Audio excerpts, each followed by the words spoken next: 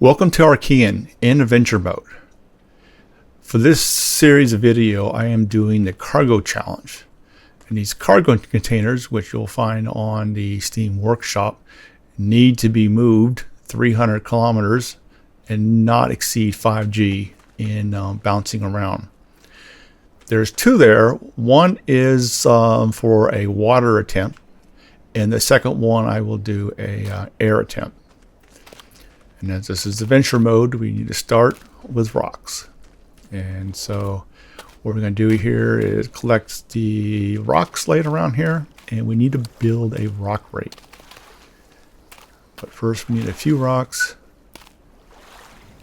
Probably a little too much here, and we'll just collect those. As part of this challenge, I will not be using any blueprints, and all the coding I will do live. Here we are building our rock rate. And with that, we can do a sweeping motion. So initially, you actually have to click on the left mouse button per rock.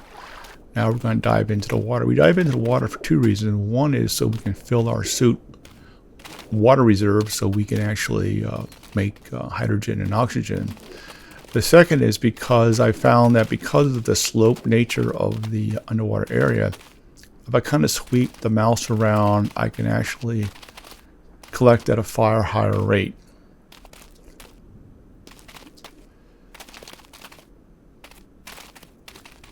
So our plan right now for starting off in adventure mode is that we kind of bounce between collecting rocks and using our in-suit constructor. So besides the advantage of that, we can kind of sweep the area on the edges. I look for the edges so I can sort of get the piles, and the size of the rocks do matter. So the larger the rock, the more material you'll acquire. Now, different rocks have different percentages of elements in them.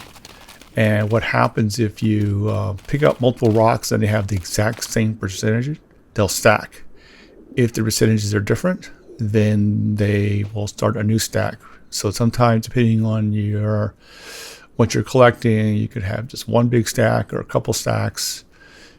Generally, if you stick in one little area, you'll find that it stays pretty consistent, but as you move around, they change around. So here I am using my in-suit crusher to go ahead and crush that out. And then with that, we have a lot of stuff we need to make. So before we start actually building our initial base, there's a number of items I can start building now. And so the goal is a sort of what we don't want to do. We don't want to spend 30 minutes collecting rocks and then go on shore and sit there and while construction waiting for stuff to build and just standing there waiting for construction to happen. So with this, we can pre-build all the items we need, or most of the items, and while the construction is happening, we go ahead and collect more rocks, and so we kind of balance that out. And so the first stage is we want to build the basic components we need. So we'll need, some steel frames. We'll need a little bit of composites. I actually make a whole bunch of composites, so we have extras for the future. We build an anchor to anchor the base down, a mining drill. I actually go with a large battery, not a small battery. The large batteries are really not that more difficult to create, and at least now. And then with the large battery, the mining drill operates 10 times faster, which is a big plus. We make some containers, some toggle switches, we have to make spools of different kind of wires and cables. They're not too bad. Here I am just kind of sweeping around. Unfortunately, there's no indication that your in-suit construction is completed. So you kind of check now and then, see how it's doing. Here I'm trying to do that sweep. I don't want to get too far away from the containers because I have to get back there to, I'll build an initial base near them. So I'm building plastic and wire, things I need. Plastic requires hydrogen, oxygen. So building a lot of that while I'm in the water is good. So the wire and the composites both require plastic. So I build quite a bit of that. And plastic takes a bit of time to make. So here I got a bunch of wire now that'll be useful. So I'm kind of looking at stuff that I know I'm going to need in bulk and just do that now before I start. And the reason for that is when I start building stuff, your building queue is only 4 in your in-suit constructor. And you end up doing a lot of, like, you know, a couple components here and there. You do a component, what it's going to need maybe a little bit of plastic, and a little plastic is going to need some wire, and it's going to need this and need that. And it may need, like, you know, 6, 7, 8 components for construction, and the queue is only 4. So while that's going, you start collecting rocks, and then you got to wait, and you check, and it's idle. And this way, if I build the common stuff in batch in large bulk, and then when I go ahead and make components that I need, most of the common items will be already ready to go. And then if an item needs, like, I don't know, magnets, and I know which are used by motors, and I know I'm going to need more magnets later on. Well, I can just do a larger batch of magnets and have them ready for the next group. Now, once you have your mining drill set up, you don't have to pick up rocks anymore. So rocks are really currently, now obviously they don't have survival mode enabled yet, but at least in adventure mode, rocks are basically the first 30 minutes of the game. And after that, at least the way I have it set up, is I don't have to pick up rocks anymore after that. And at some point I might pick up too many rocks, but since I'm actually waiting for construction to happen, I can either stand there or actually do something useful. And so here I am. And you notice it's actually the menu is quite, the construction menu is quite interesting. You know, if it's sort of a oranges, dark orange type color, it means you got to get subcomponents to make. If it's green, you just have to click on the item on the right to finish making that, and then voila. So it's actually quite good as far as letting you know what you need to make. Now, it does not auto make subcomponents. You have to click to the menu and look for the dark orange there and see what it needs, and then kind of play the whack-a-mole game. Now, let's say in this case, I build the 2 motors and I still have the menu open. You'll still see green things underneath it because make another motor. But if you don't need any more motors, then you can skip over that. So it needs quite a few. And my queue is only 4 now. So if I click on anything, it just does nothing. So if you're not paying attention to your queue, you start clicking around and go, why isn't this stuff being made? And that's because queue was already full. Now there is a larger crafter device, but that unfortunately takes gold, so it's a little off the game going here.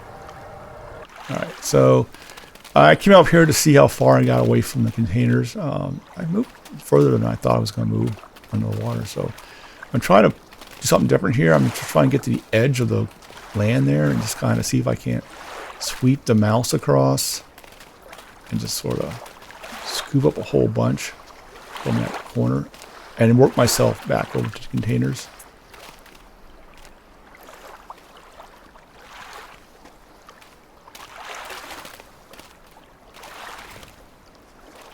Different technique here.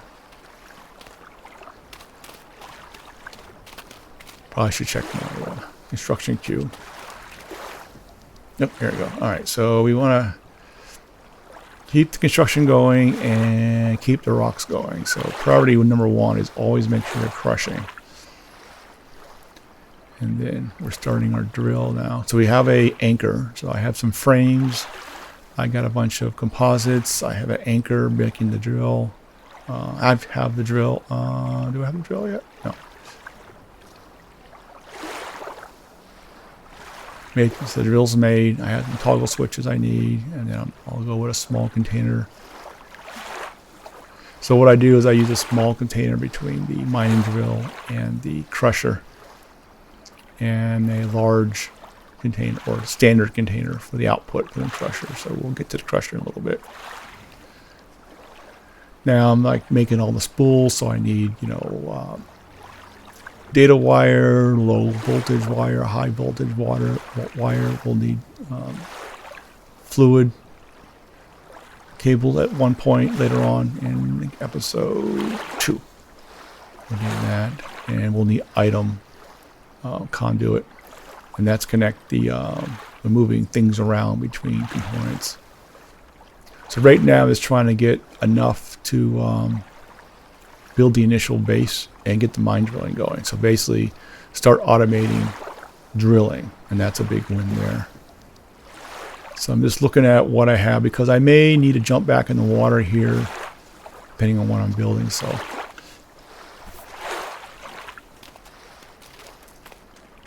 now I'm still pretty new to this game. I think about a weekend, maybe 2 weeks. You know, 2 weeks. And so I'm still learning, and I think I'm not doing too bad on the begin part of the game. I've done the beginning part a couple of times and improving on that. But a lot of the later stuff I haven't done. And I played around with vehicles a little bit, and then I sort of optimize and play around the vehicle. And this, it's episode 3, I do the vehicle. Alright, so I don't need the rake anymore. Let's keep that crushing on my... Alright, so we're going to put up a base. So we're going to drop a frame. I built enough steel bars for 2 frames, so... Now I don't really need to put 2 frames down. I could have put 1 frame and just extended the bottom section. I'll do that when I build the vehicle. I'll show using only 1 frame to make something. But,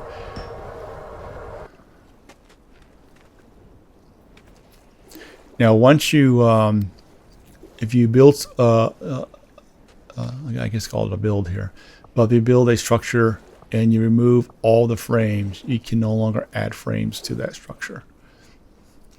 You can still build upon it, and you can add blueprints to it. You just can't add any more frames. And I think the only limitation with frames is that prevents you from creating walls. So at least currently it doesn't seem that big of a deal of just, you know, laying out a frame. But if you want to use a lot of walls, then you want to stay with the frames initially. And if you take something in your inventory and throw it on the ground, you get a little box there. All right, so this is our anchor. And so unlike other games, or some other games, there's no like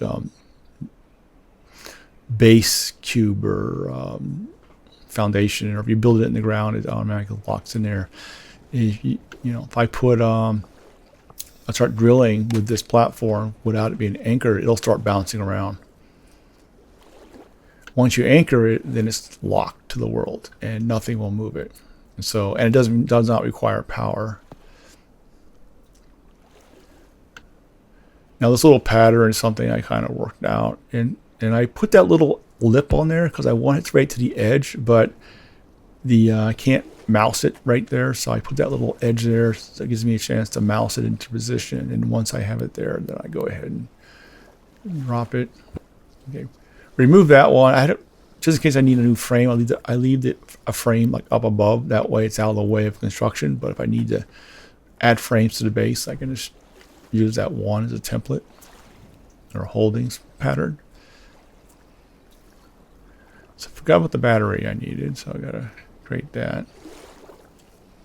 So this interface right here, if you haven't used it before, it's crafting interface. It's kind of weird when you first do it, at least for me it was, and then I got used to it and then kind of figured it out. Here I am just printing away. So we have our mining drill set up and we got the base locked down, so we need a large high voltage battery, and we'll need our container. got a container already, so. And it's a really small base, so we can always expand it later on, which we will do in the next episode.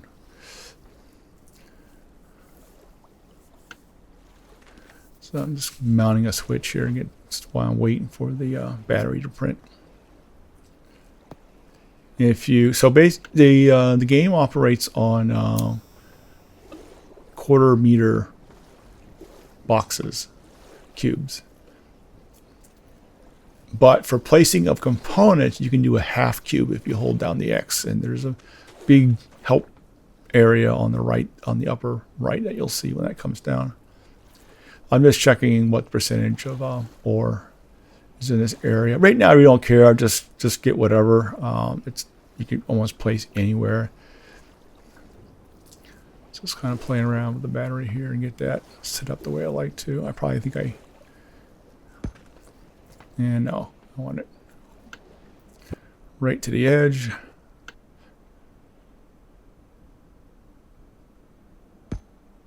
Yep. And we'll stick a container on top of it.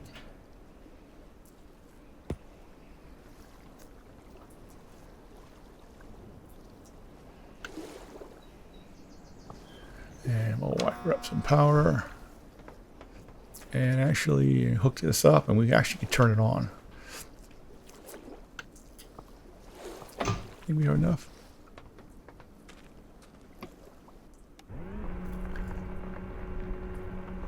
Oop, that was a V key, and there's the F key. And we're collecting rocks at a pretty good rate. Now, if you look at the drill when it's running, it will give you efficiency. So effectively, at some point, this area, which is about 8 meters around this spot, approximately, won't be depleted. So you have to move the mining drill away, further away, and not that far away. I did some playing around with it, and so it's probably like within 10 meters of distance. You got to move it away to do some more drilling here. All right, so now so we have rocks coming in, and we can crush those rocks with an in-suit crusher. But that's manual operation, and it's a little slower. So we can make we can make a crusher device, a component. Now these components have a weird push-pull model. So, for example, the drill is pushing ore into whatever in the conduit, and the container receives it. A container does never push. So if we want to pull things out of a container into the crusher, we'll often need a item conveyor unit, and so we'll put that in there. So we're just going to grab some rocks and keep that going.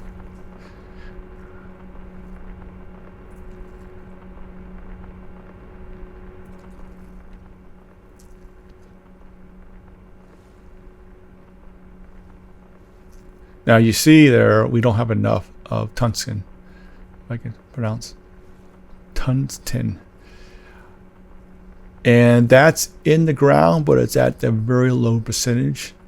It's good enough. If we bring up enough rocks, we'll have enough. We'll need 10 kilograms worth, and which is not that much. And so we just crush a bunch of rocks, and we'll get enough, and we can make the crusher, and that's fine for there. And for the crusher, so we have a crusher, and we'll need a conveyor unit.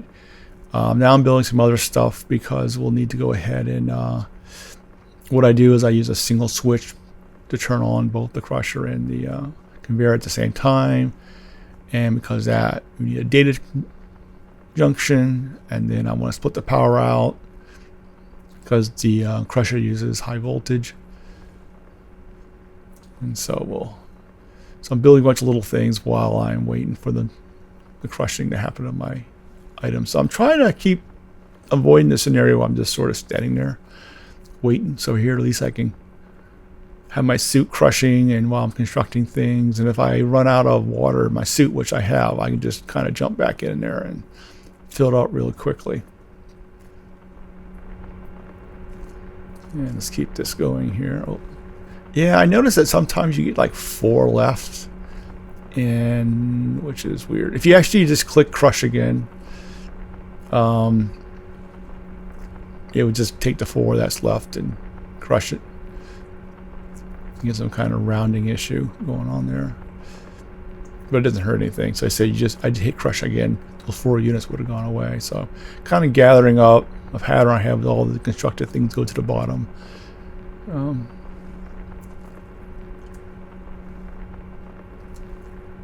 So I'm making everything else I need.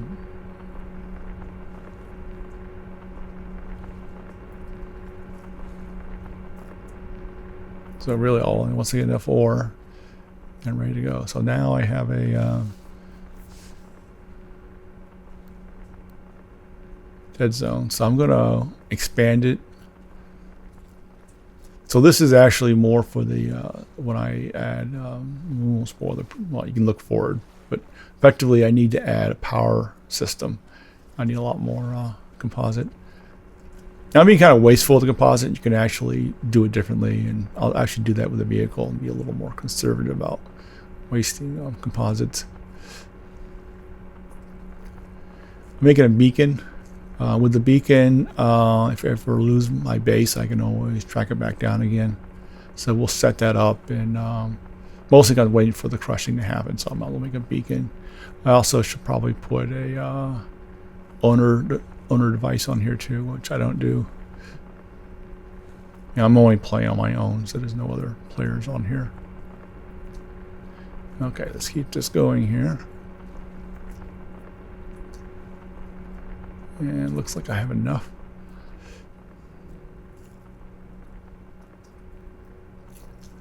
And voila, we got a crusher going.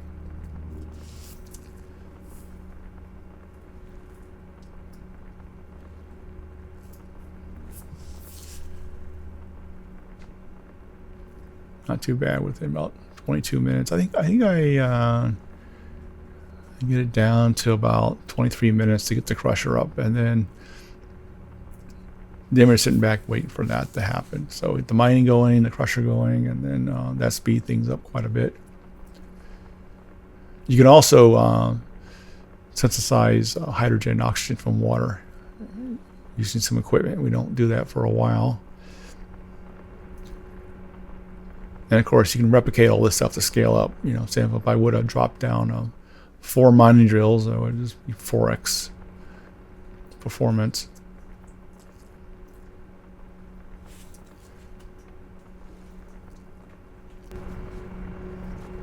I'll speed this up a little, about 5x, just to get past that little dead spot. All right, so we're going to put our beacon here. We're just kind of like, where should I stick it?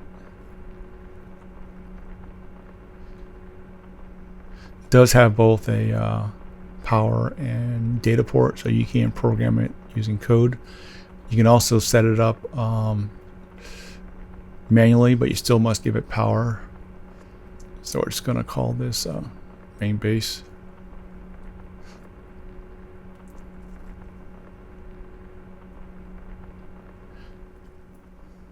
Pretty sure we can transmit blank data. I probably should put something in there just in case.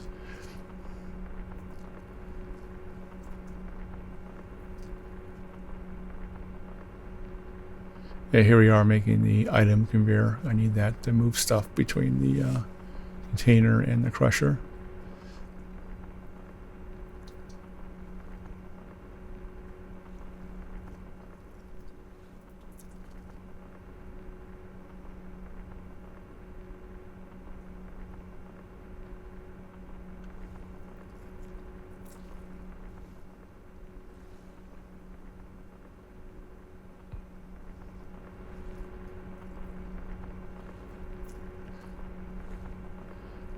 Yeah, jumping, I get caught on that little lip, the base in the ground there. All right, so we'll go ahead and let's connect those up.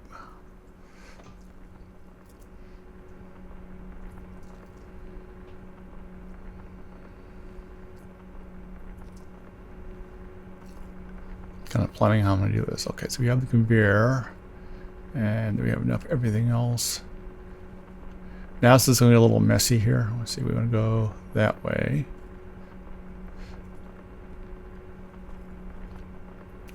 And that connects to there. And that side being used.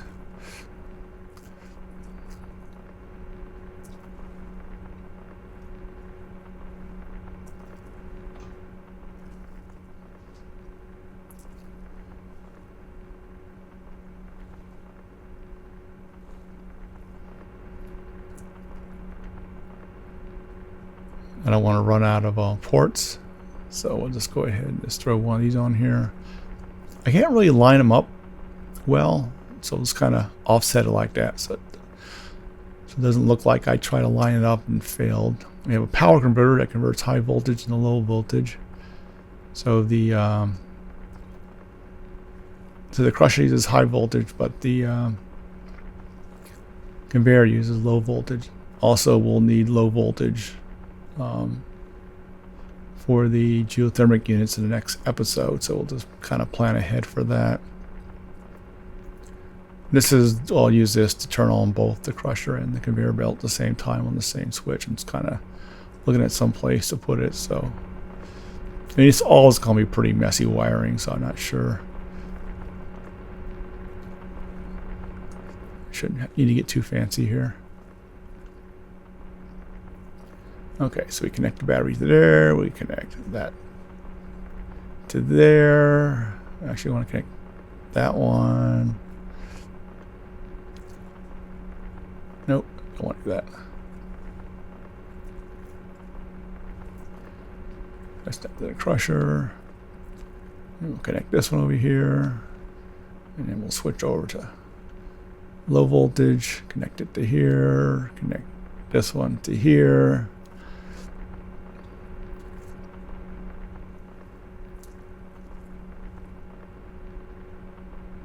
Now, if you use the default sound settings, this would be a lot noisier where I'm at. I actually, in the edit, I actually dampen down the audio, so you can actually hear what I'm saying. Now, the junctions are interesting because they only go one way. You have one input and 4 outputs. You can't go the other way currently. There's requests for some feature improvements to add, like OR and type thing for data circuits. And just so to catch up, so we have everything running now. The crusher is crushing, but of course we have a backlog. And all right, so we're about at the end of episode 1. We've successfully collected a bunch of rocks. We have our drill going. We have our crusher going. And the next episode we'll add power generation. Until then, see ya.